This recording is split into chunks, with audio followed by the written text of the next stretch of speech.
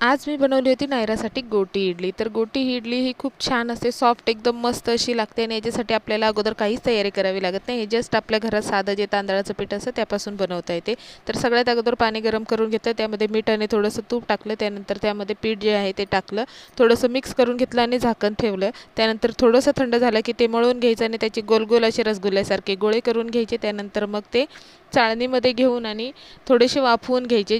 5 ते 10 मिनिट वाफवून घेतले तरी बस झाले. त्यानंतर ते थोडेसे थंड झाले की त्याबरोबर त्याला तडका देण्यासाठी तयारी करायची. तर तडका देण्यासाठी चण्याची डाळ, उडदाची डाळ, त्यानंतर राई, जिरं, हळद, मीठ, लाल तिखट आणि कढीपत्ता टाकलेला आहे आणि ते मस्त तडतडलं की त्यामध्ये थोडंसं तीळ घालायचं आणि त्याच्यामध्येच हे जे गोळे आपण केलेले आहेत ते घालायचे आणि मस्त असे हलवून हलवून हलवून घ्यायचे आणि ते एक मस्त असा तो मसाल्याचा जो थर आहे तो त्याच्यावर लागला की खूप टेस्टी लागतात.